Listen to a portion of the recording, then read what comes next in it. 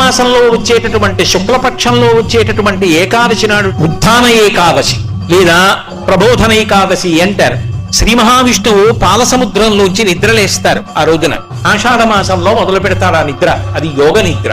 పైకి చేస్తున్న పూజ కాదు, మనస్సుల లోపల ఉన్నటువంటి భక్తిని లెక్కలోకి తీసుకుంటాడు దక్షిణాయనం. ఉపాసన కాలం కాదు. భగవంతుని మీద భక్తి ఉంటే పూజ చెయ్యకుండా ఉండలేవు. కేవలం పూజ ఒక్కటే చేస్తే భక్తి అని చెప్పడము సాక్ష్యం కాదు. అందుకే భక్తి కన్నా పై స్థాయిలో మానసిక భక్తి ఉంటుంది.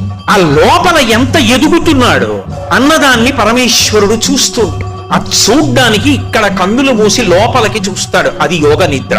అటువంటి పరమాత్మ యోగ నిద్ర యందు లోకములను గమనించి కార్తీక మాసంలో వచ్చేటటువంటి శుక్లపక్షంలో వచ్చేటటువంటి ఏకాదశి నాడు క్షీరసాగరంలోంచి లేచి ద్వాదశి తిథి నాటికి ఒకనాడు మాట ఇచ్చాడు కనుక బృందకి ఆయన తులసి బృందావనంలోకి వస్తాడు. అందుకే ఆ రోజున